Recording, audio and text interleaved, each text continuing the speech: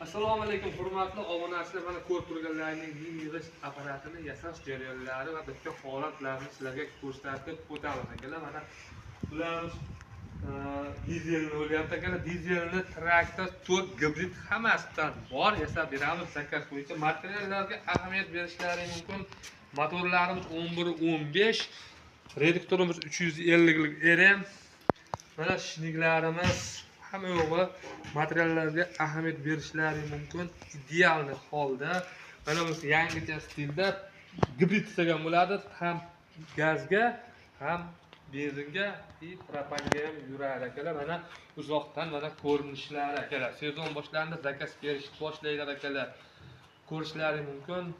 Yoqqan bo'lsa laykni bosib qo'yinglar. Bunisiga nima deysizlar akalar? Bunisi yangicha stilda bormi? O'zbekistonda makina qarshi haligi bormi deydi haligi bizda haligi nima bo'layapti deyapti. Nima bo'layapti desa, aka bizda yangichasi chiqyapti. Yoqqan bo'lsa laykni bosib qo'yinglar, obuna qo'yinglar. Mana ko'rishlaringiz mumkin. Ideal holatda bular yoshlar mazza ishlatadi, o'zi yuradi, qayerga borib chiqarib, o'zlaring chiqarib, o'zlaring nima qilishlaringiz mumkin. Zerikmishlar, xullas kolonkalargacha o'rnatib qo'yganmiz. Dinamiz Tikoniki.